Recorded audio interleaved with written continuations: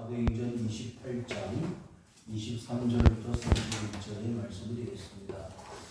사도행전 28장 23절부터 31절 우리 한 목소리로 합독하시겠습니다.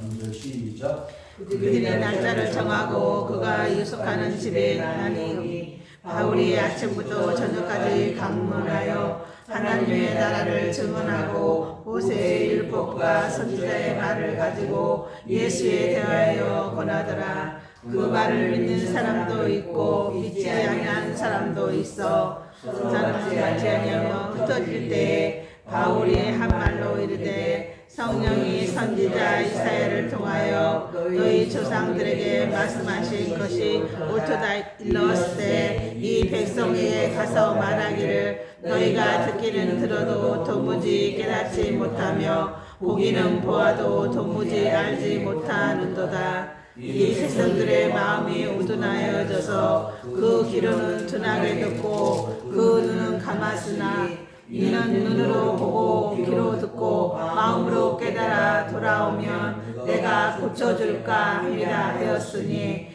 그런즉 하나님이 이 구원이 이방인에게 보내어진 줄 알라. 그들은 그것을 들으리라 하더라. 바울이 이 이태를 자기 집에 머물면서 자기에게 오는 사람을 다 영접하고 하나님의 나라를 전파하며 주 예수 그리스도에 관한 모든 것을 담대하게 거침없이 가르치더라. 아멘.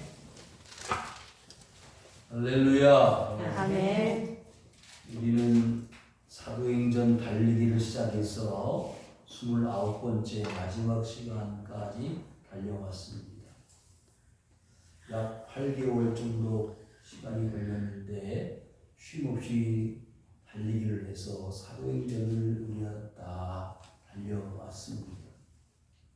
사도행전에서 기록하고 있는 말씀들이 많은 말씀들이 있었지만 기억되는 바도 있고 기억하지 못하는 것도 있으리라고 생각하지만 아무튼 오늘 말씀을 잘 들으시면 그 모든 것들을 다 아울 수 있는 하나님의 뜻이 이 사도행전에서 어떻게 나타나고 실현되어지는가를 여러분들이 알고 깨닫게 될 줄로 믿습니다. 하나님은 이 사도행전의 기록자인 누가를 통해서 이 사도행전에 기록되어져 있는 모든 말씀들이 많은 사람들에게 가르쳐지고 전파되어지기를 원하셨다는 것이죠. 그런 차원에서 이 말씀이 우리 자신들에게까지 전달되어진 것은 누가 뭐라고 해도 하나님의 은혜, 아멘. 복인 줄 믿습니다.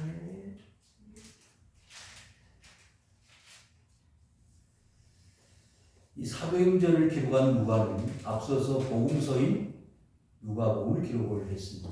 데오빌로라고 하는 그 당시의 총독에게 편지를 보내서 복음서를 기록했고 그리고 복음서 이후에 그 사도들을 중심으로 해서 기독교의 흐름과 그리고 그 당시 교회의 상황을 상세하게 기록해서 그 당시 기독교가 많은 이방인들과 불신자들에게 오해를 받고 있는 부분에 대해서 변증하는 내용이 이 사도행전이라고 처음 말씀을 드린 바 있습니다. 여러분, 우리는 누가 뭐라고 해도 복음을 깨달은 사람이고 그리스도 예수를 아는 사람이고 하나님 나라를 바라보고 그 하나님 나라를 사랑하고 그 나라에 들어가고자 열망하는 하나님의 사람들임에 틀림이 없습니다. 그래서 처음 예수님께서 12명의 제자를 뽑았을 때만 해도 그들은 참 대책 없는 사람들이었습니다.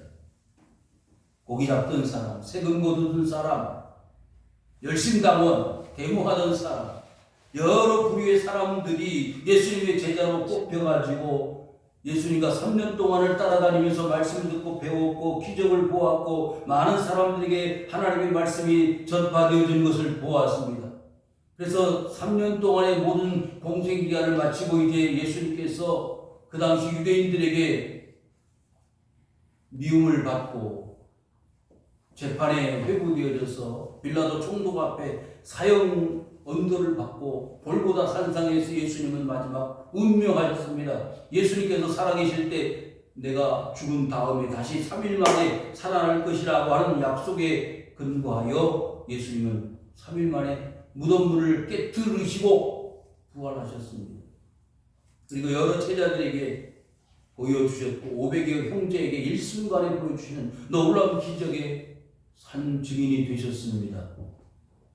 그래서 마지막 감람산에서 예수님 승천하시면서 내가 다시 올 것이다 약속을 하시고 너희들이 성령을 받기까지 이 예루살렘을 떠나지 마라. 그래서 사도행전 2장에 보니까 그 약속대로 오순절에 하나님의 영 성령이 임재하셨습니다. 그리고 그들이 다같이 성령의 체험을 통하여 새로운 사람들이 되어졌습니다. 지금까지는 육적인 사람에서 이제는 하나님의 사람의 사역을 감당하는 충분한 역량을 갖춘 하나님의 사람들이 되어졌습니다. 그래서 그들은 나아가서 담대히 예수님의 부활을 전했고 그리스도의 복음을 증거하는 사람들이 되어졌습니다.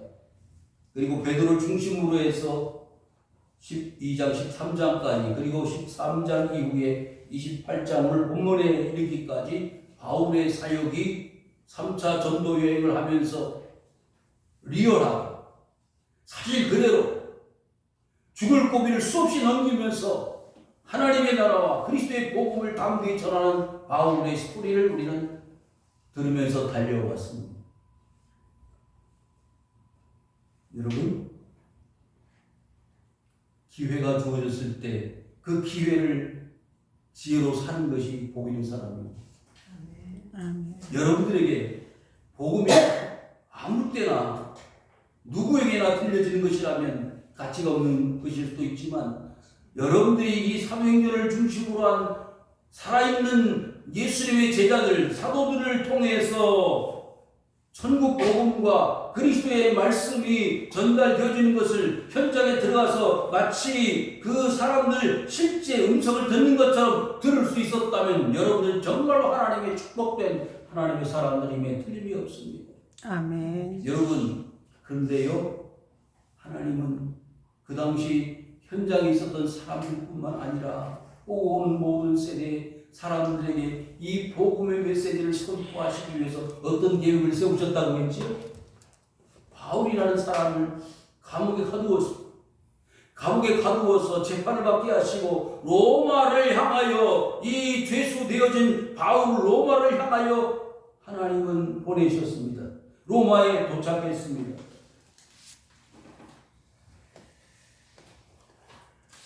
로마에 도착해서 이 바울의 사역을 어떻게 보면 아무것도 아닌 것처럼 생각할 수 있지만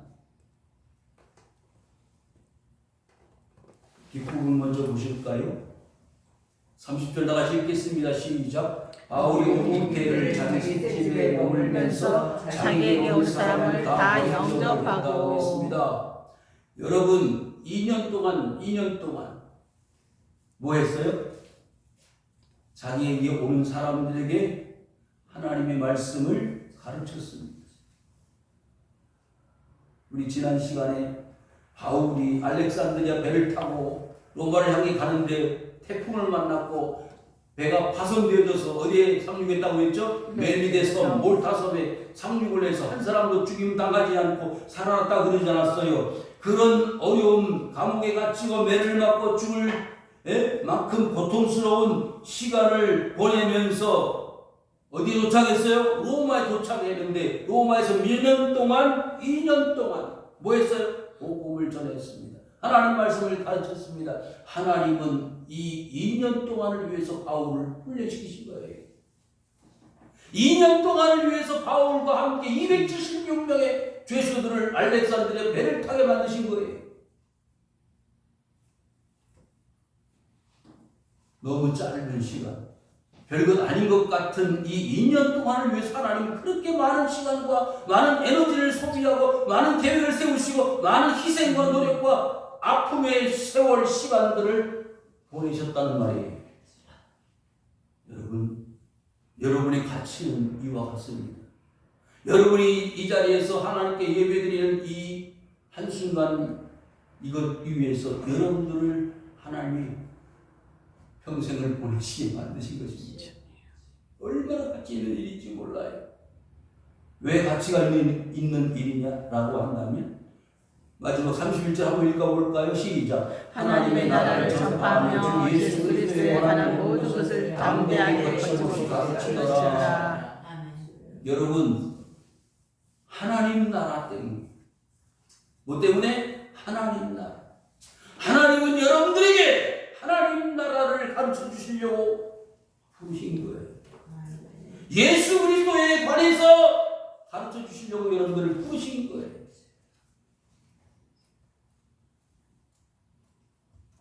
그 많은 시간, 많은 세월을 돌아서 이 순간 이 자리에 여러분들을 자리하게 하신 이유는요, 다른 거 다 잊어버려도 괜찮아요. 뭐라고요? 하나님 나라와 주 예수 그리스도. 이 두 가지로 결론을 지을 수 있어요. 바울이 로마로 오게 된 이유가 뭐라고요? 하나님 나라와 주 예수 그리스도라는 거잖아요. 여러분, 이제 우리가 30년 뒤에 40년 뒤에 하나님 나라 갈 때인데 그때 뭐 가지고 갈까요? 금덩어리 가지고? 우리가 배운 학식? 어떤 무슨 탤런트, 재능, 기술, 내가 그동안 살았던 어떤 배경 이런 거 가지고 하는 게 아니에요. 하나님 나라 할 때는 딱 두 가지. 뭐예요? 하나님 나라에 대한 깨달음과 주 예수 그리스도에 관해서 알고 있는 바를 가지고 가는 거예요. 그러니까 하나님이 바울을 이렇게 힘들게 어렵게 로마로 향해서 오게 하시고 2년 동안을 하나님 나라와 주 예수 그리스도에 대해서 가르치려고 하신 거 아닙니까? 자, 그런데 이게 결론이지만 이 결론을 내기까지요, 하나님이 얼마나 많은 일들을 하셨는지 머릿속에다 사도행전 28장 내용을 쭉 리와인드 하면서 한번 말씀을 들어보십시오. 그들이 날짜를 정하고 그가 유숙하는 집에 많이 뭐했다? 왔다 그랬어요. 여러분, 여기 주목할 내용은요, 날짜를 정했다는 거예요. 시간이 제한이 있다는 거예요. 여러분, 일주일 며칠? 7일 동안에 날짜 정해져 있잖아요. 여러분, 세계가 80년, 100년 날짜가 정해져 있잖아요. 정해져 있는 가운데 다 시간이 아니에요. 아까 뭐라 그랬죠? 사도행전에 우리의 생애에 가장 중요한 것은 뭐라고요? 하나님 나라와 주 예수 그리스도. 그 정해진 날짜에 하나님 나라와 정해진 시간에 하나님 나라를 들을 수 있다는 것. 정해진 날짜에 주 예수 그리스도를 들을 수 있다는 것. 이해되셨어요? 그런데 여러분, 통과하시는 거예요. 이럴 때는 빨리 아멘을 하세요. 나는 그 많은 시간 동안 세상에 다 시간을 허비하고 소비하고 없앴다 할지라도 오늘 정해진 이 날짜에 뭘 알았어요? 하나님 나라 알았다. 주 예수 그리스도를 알았다는 것이 여러분들이 큰 축복이라는 걸 믿으시기를 주의 이름으로 축원합니다. 아멘. 유숙하는, 저는 사정을 설명하면 로마로 왔는데 무슨 몸이죠? 주 예수의 몸이에요. 누가요? 바울이. 그래서 자유를 주었어요. 로마의 시민권을 가지고 있기 때문에 이 바울은 한 사람의 군인을 대동시켜가지고 자가 격리 내지는 한 사람의 군인을 붙여가지고 이 사람을 지키기는 하지만 일정의 자유를 주었어요. 그래서 그 가택 연금 상태에서 시간을 보낸 겁니다. 가택 연금 상태. 자유가 완전하진 않지만 그래도 그 집 안에서는 자유롭게 사람들을 만날 수 있는 자유를 허락했다는 거예요. 그래서 아침부터 저녁까지 누구를 만났어요? 많은 사람들을 만났습니다. 그런데 아침부터 저녁까지 뭐 했어요? 하나님 나라를 강론했다, 가르쳤다는 말이에요. 이렇게 하시려고 하나님이 바울을 로마로 보낸 거예요. 그러면 여기에 오는 사람이 어떤 사람들이었을까요? 많은 사람들 중에는 귀족들도 있었고 하류계층에 있는 사람들도 있었고 외국 사람도 있었을 것이고 오래 여행을 통해서 온 아시아의 사람 여러 사람들이 이 바울의 소식을 듣고 복음을 듣기 위해서 찾아왔을 거란 말이죠. 여러분, 바울이 로마로 가야 하는 이유를 지난주에 말씀드리지 않았어요? 그 당시 세계 중심은 어디요? 로마라고 했잖아요. 그러니까 로마의 한 구석에서 그리고 가택연금 상태에서 바울이 비록 완전한 자유는 없었지만 2년 동안을 이렇게 아침부터 저녁까지 하나님 나라를 가르쳤던 그 이유로 인하여 세계 복음이 전파되는 출발점이 되었다는 것. 여러분, 지금 우리가 기도하고 우리가 말씀 듣고 그리고 우리가 신앙생활을 하면서 여러분이 드려지는 헌금이요, 남미 코스타리카로 가고 있는 거 아시죠? 말레이시아 코타키나발루로 가고 있는 거 아시죠? 볼리비아 페루로 가는 거 아시죠? 중국으로 가는 거 아시잖아요. 그러니까 여러분의 생애 속에 내가 믿음으로 기도하고 말씀 듣고 예배드리는 이 자체가 하나님 나라예요. 그리고 주 예수 그리스도를 아는 거예요. 얼마나 가치 있는 일입니까? 그런데요, 하나님 나라 플러스 모세의 율법과 선지자의 말을 가지고 예수에 대하여 권하더라. 그러니까 아까 31절의 내용과 이 23절의 내용이 어때요? 같습니다. 그러니까 구약은 뭐예요? 장차 오실 메시아 예수님에 대한 이야기를 모세 율법을 통해서 선지자들의 말을 통해서 가르쳤지만 그 말을 하려고 하는 구약의 모든 메시지들의 중심은 뭐라고요? 예수에 대해서 가르쳐주는 거예요. 결국 신구약 66권은 하나님 나라와 뭐라고요? 주 예수 그리스도에 관한 이야기라는 거예요. 그렇잖아요.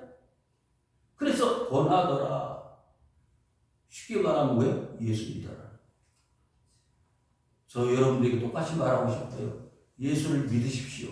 목사님 우리를 뭐라고 생각하시고 그런 말씀을 하시는 거예요. 여러분 예수 믿어야 됩니다.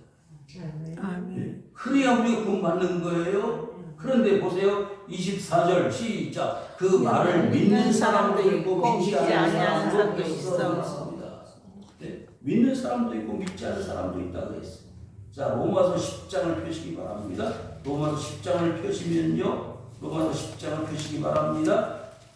로마서 10장 13절 로마서 10장 13절 시작. 누구든지 제 이름을 부르는 자는 구원을 받으리라. 아멘. 무엇을 부르면? 주의 이름을. 자, 부르면 구원을 받는데 자 10장 9절을 보십시다. 10장 9절 시작. 내가 만일 내 입으로 예수를 들으시자면 또 하나님께 그를 죽은 가운데서 살리신 것을 내 마음에 믿으면 구원을 받으리라. 아멘. 뭘 믿는 거예요? 예수 그리스도를 믿는 거예요. 예수 그리스도를 믿을 때 뭘 받아요? 구원을 받습니다. 10절 10장 10절 시작. 사람이 마음으로 믿어 의에 이르고 입으로 시인하여 구원에 이르리라. 아멘. 여러분 이 시간 예수님을 자신의 구주로 시인하시기를 주의 이름으로 축원합니다. 아멘. 이것이 바울이 말하고 가르쳤던 내용이에요. 제가 중국을 20년 동안 다니면서 복음을 전하는 것이 이것이에요. 지금 네 분의 선교사님들이 코스타리카에서, 말레이시아에서, 중국에서, 올리비아에서 똑같은 거 하는 거예요. 하나님 나라와 예수 그리스도를 권하는 것입니다. 예수 그리스도를 믿어야 됩니다. 하나님 나라가 있습니다. 그것을 전할 때 저 남미에서, 말레이시아에서 그것을 믿는 사람도 있지만 믿지 않는 사람들도 있다고 했어요. 자, 그것은요. 자, 마태복음 마태복음을 펴시기 바랍니다. 예수님도 똑같이 하셨어요. 마태복음 4장을 펴십니다. 마태복음 4장을 펴십니다.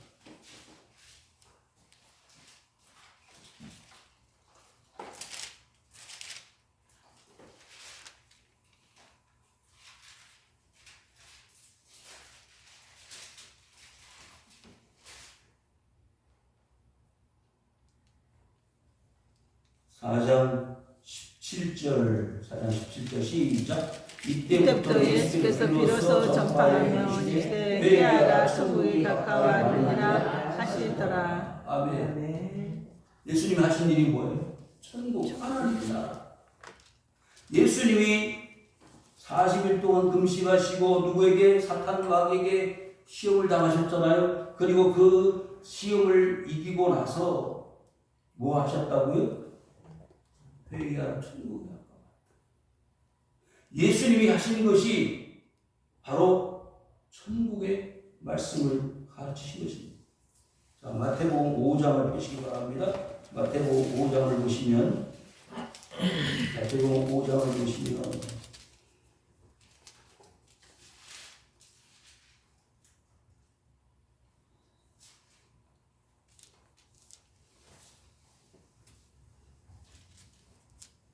오장 1절 시작. 예수께서 우리를 모시고 산에 올라가 앉으시니 제자들이 나온지라. 입을 열어 가르쳐 이르되 심령이 가는 자는 복이 있나니 천국이 그들의 것이며. 아멘. 아멘. 자, 이 마태복음 5장부터 7장까지는 뭐라고 한다고요? 산상보훈이라고 하는데, 이 산상보훈의 핵심의 내용은 뭐냐?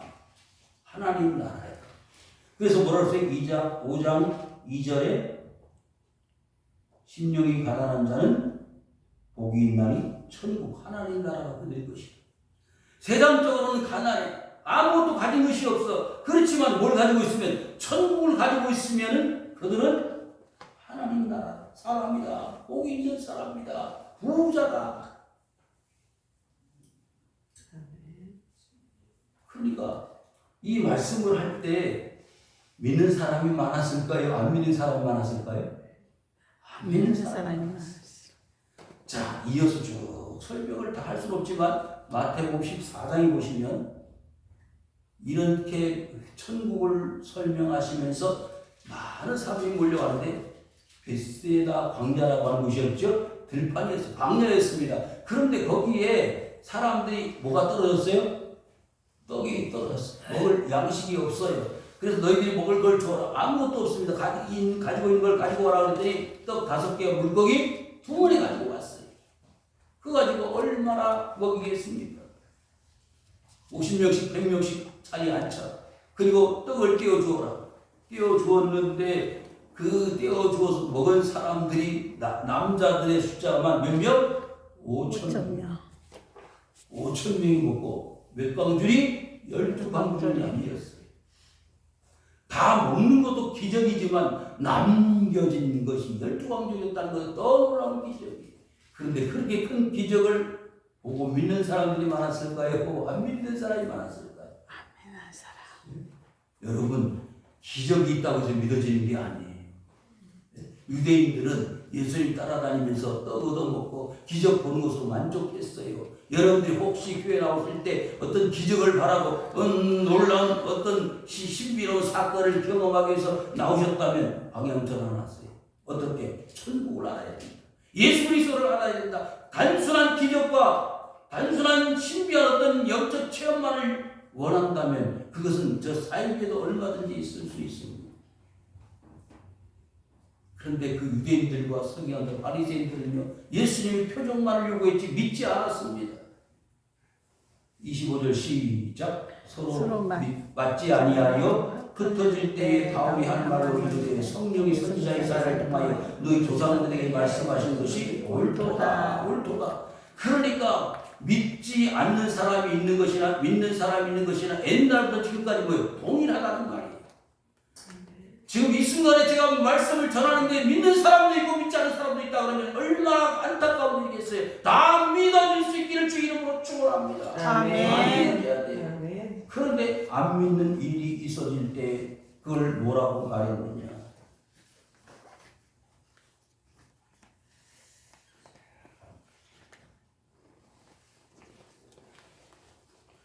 이사야 펴보세요. 이사야 9장 이 말씀이 구약에 실제로 있었는지 없었는지 알아야 될 거 아니에요. 이사야 9장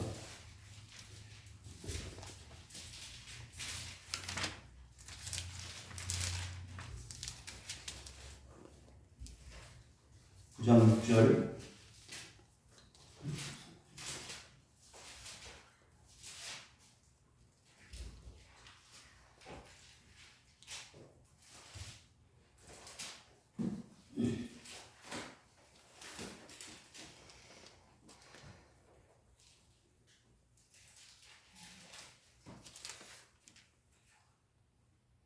이사야 6장 9절 10절 시작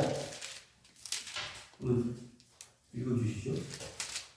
여호와께서 이르시되 가서 이 백성이 이르는 일을 너희가 듣기는 들어도 깨닫지 못할 것이요 보기는 보아도 알지 못하리라 하여 이 이 백성의 마음을 둔하게 하며 그들의 귀가 막히고 그들의 눈이 감기게 하라. 명령하건대 그들의 눈으로 보고 귀로 듣고 마음으로 깨닫고 다시 돌아와 고침을 받을까 하노라 하시리로. 아멘. 아멘. 그러니까 26절과 27절 본문의 말씀은 이사야 6장 9절과 10절 어떻게 하는 것이다? 인용한 것이다.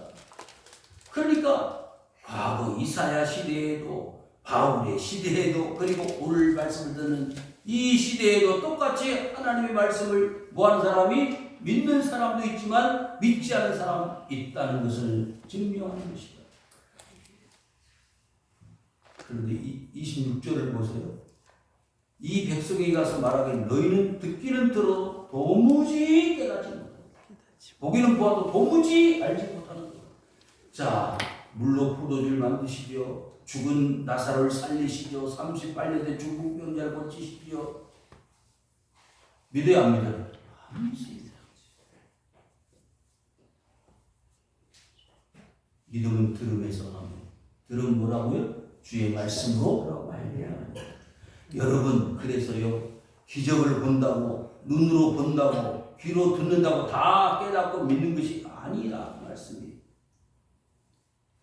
지금 27절에 보니까 뭐가 문제예요? 마음이 문제예요. 여러분 믿음은 어디에 있을까요? 믿음 어디에 있을까요? 우리 마음 속에 있어요.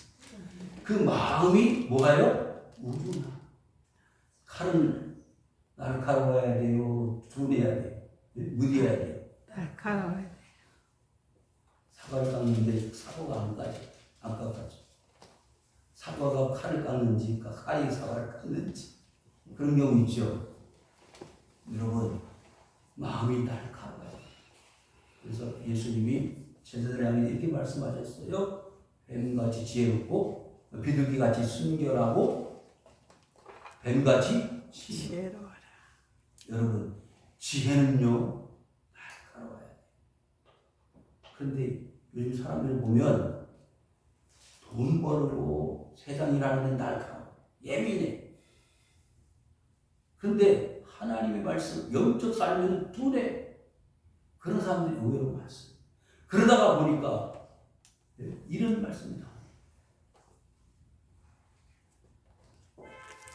그 눈은 감았으니 이는 눈으로 보고 귀로 듣고 마음으로 깨달아 돌아오면 내가 고쳐줄까 함이라. 여러분 여기에 귀나 눈이나 뭐 하는 거예요? 보고 듣는데 결국 귀나 눈으로 깨달아서 그것이 어디에서 작용이 돼야 돼요? 마음이 작용이 돼서 그 다음에 마음에서 결정이 되고 어떻게 돼요? 돌아와야 돼요. 이스라엘 백성들은 깨닫는 것 같기는 한데 보기는 것 같은데 듣기는 듣는 것 같은데 마음에 결정이 안 돼. 돌아오지 않아.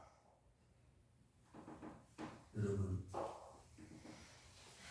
아무리 깨달아도 돌아오지 않으면 소용이 없습니다. 자, 탐자가 재산 다 분할 상속해가지고 저 객지로 갔지요. 객지로 갔는데 재산이 남았어요? 안 남았어요? 안 남았어요. 어디 들어갔어요? 돼지우리 들어갔어요. 돼지우리 속에 들어가서 돼지하고 싸우면서 쥐염멸멸 배를 가지고 배를 채우려고 해도 그 배를 채울 수가 없을 정도의 비참한 수준까지 떨어졌을 때 그 탕자가 마음속에 이런 생각을 했을 거예요. 내가 체면이 있지. 아버지 품을 떠날 때 나는 죽어도 아버지 품으로 돌아가지 않겠다. 그렇게 이를 갈면서 아버지를 떠나는데 내가 무슨 죄송합니다. 낯짝으로 아버지께 돌아갈 수 있어. 불가능해. 그렇게 마음을 먹고 돌아가지 않았다면 그는 돼지우리 속에서 죽었을 거예요. 그런데 어땠어요? 깨닫고 맞아. 차라리 집에 돌아가서 체면 불구하고 아버지의 종으로라도 살아야 되겠다. 그게 나 살 길인가 보다. 깨닫고 어떻게 했으면 돌아왔으면 사는 거라고 하는 것을 알았기 때문에 탕자는 돌아왔어요. 여러분, 그런데 집으로 왔을 때 누가요? 아버지가 그를 이 뭐라고 그러지? 이 부여 막심한 놈아, 네가 뭐 어떻게 떠나가는데 다시 돌아와, 나가! 그리고 결판을 냈으면 그 탕자의 이야기는 복음서에 나타나지 않습니다. 그런데 그 아버지는 그 탕자를 그대로 그 모습 그대로 수용하고 받아들여 주시더라는 말씀입니다. 여러분, 하나님이 이와 같다는 거예요. 우리를 깨달아 돌아오게 될 때 아무 모습, 아무 조건 따지지 않고 내 모습 이대로 돌아왔기 때문에 우리를 고쳐주시는 거예요. 아멘. 해결해 주시는 거예요. 공부 많이 해라. 그래야 시험 통과해서 내가 천국 보내주겠다. 그런 것이었다면 열심히 공부해야 되겠죠. 돈을 많이 가지고 와. 싸질먹어 지고 오는 사람에게만 천국 열어줄 것이다. 그럼 열심히 돈을 벌어야 되겠죠. 그런데 그 모든 세상 조건들이 아무것도 필요하지 않아요. 그냥 깨닫고 돌아오면 되는 거예요. 그러면 고쳐준다는 거예요. 예수님의 사역이 세 가지 뭐라고 그러죠? 복음을 전파하시고 하나님 말씀을 가르치시고 그 다음에 병자들을 고쳐주시는 이 세 가지 사역을 예수님의 3대 사역이라고 하는데, 거기에 병자들을 받으실 때에 돈 많이 가져온 사람 받아주셨어요?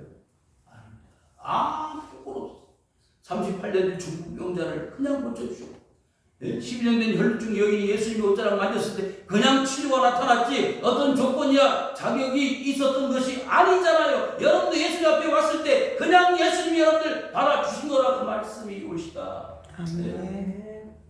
그런데 깨닫지를 못하니까, 돌아오지 않으니까 28절 시작. 그런즉 하나님이 이 구원이 이방인에게로 보내어진 줄 알라. 그들은 그것을 들으리라 하더라. 아멘. 여러분 아까 뭐라고 했죠? 여러분 아무 때나 오는 게 아니에요. 아무 때나 들을 수 있는 게 아니에요. 그들이 날짜를 정했다고 그랬어요. 그 날짜가 지나가면 어떻게 되는 거예요? 다시 기회가 없는 거예요. 네? 그래서 이방인에게 이 구원이 전달되어질 수밖에 없는 것은 이제 더 이상 누구에게 이 이스라엘 유대인들에게 복음이 전달되어질 기회가 주어지지 않는다는 것을 말씀하는 것입니다. 여러분들이 기회가 주어졌을 때 하나님의 말씀을 거절하고 거부하면 그 말씀이 떠나간다는 거예요. 어느 마을에 가서 그 마을에 복음을 전할 때 그 사람들이 회개하고 복음을 받아들이면 그 마을이 그 가정이 복을 받지만 그렇지 않고 거부하면 그 마을에서 신발에서 뭐까지 먼지까지 떨어버리고 나가라. 여러분 기회가 주어졌을 때 여러분들이 하나님을 알 수 있다는 것이 얼마나 큰 축복인가를 이 말씀을 통해서 알 수가 있습니다. 그래서 여러분 바울이 로마를 향하여 갈 수밖에 없었던 것은 베드로가 유대인들의 사도였다면 바울은 이방인의 사도. 하나님께서 이미 계획을 세우신 거예요. 그래서 사도행전 1장 8절에 뭐라고 그랬어요? 성령이 임하시면 너희가 권능을 받고 예루살렘 온 유대와 그 다음 뭐예요? 사마리아와 그 다음 뭐예요? 땅 끝까지. 그래서 그 당시에 유럽 로마는요 땅끝이었습니다. 땅끝에 복음을 전하기 위해서 하나님은 예수님은 누구를요? 바울을 이방인의 사도로 세워가지고 이방인에게 복음을 전하는 사람으로 세우신 것입니다. 이제 이 대단원의 막을 내리려고 합니다. 하나님은요, 사도행전에 수없이 많은 사람들이 등장합니다. 그 많은 사람들이 복잡하고 힘들고 어려운 생애 속에서 어떤 사람들은 그리스도의 복음을 받아들이고 믿는 사람이 있는가 하면 믿지 않는 사람도 있었습니다. 하나님은 그 모든 과정 시간들의 연속을 통해서 하나님의 계획을 조금도 흐트러짐 없이 이루어 나가시고 있습니다. 결국에는 유대인들이 받아들이지 않을 때 1장 8절에서 지금 말씀드린 대로 땅끝까지 이르러 내 증인이 되리라 하신 말씀을 성취하게 하기 위해서 로마를 복음화시켰습니다. 여러분, 그래서 콘스탄티누스 황제가 로마를 국교로 정하기까지 로마는 대부흥의 역사를 이루고 유럽의 중심이 되어졌습니다. 그리고 세계를 향해서 복음이 수출되어지는 전진기지가 되었습니다. 사랑하는 성도 여러분, 한 사람의 희생과 수고와 복음 전파가 세계를 변화시킬 수 있는 놀라운 기적의 순간을 우리는 지금 눈으로 보고 있습니다. 여러분이 뭘 하실 수 있겠어요? 목사님 저는 아무것도 못해요. 천만의 말씀. 여러분 한 사람이 최선을 다해서 수고하면 바보 같은 일은 할 수 없을지 몰라도 아니죠. 할 수 있습니다.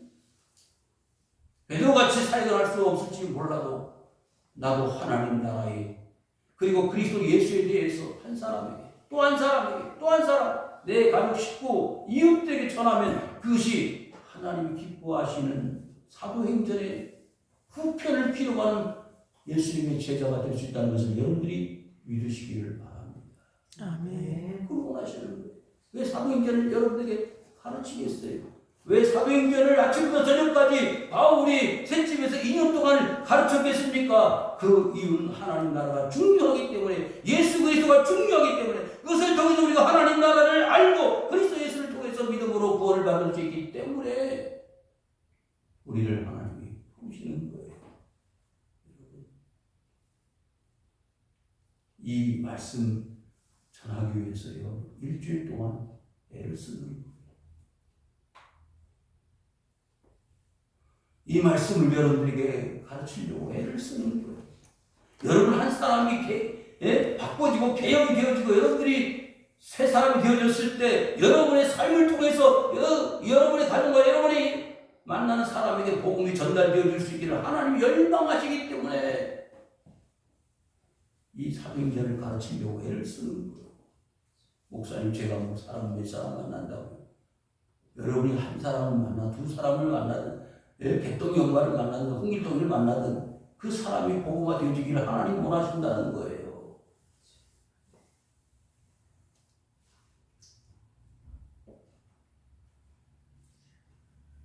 하나님 나라를 전파한 주 예수 그리스도에 관한 모든 것을 여러분들이 어떻게 해요? 담대하게 따라합시다. 담대하게 거침없이 가르치자. 할렐루야. 네. 이걸 우리는 평생의 사명으로 알고 살아야 돼.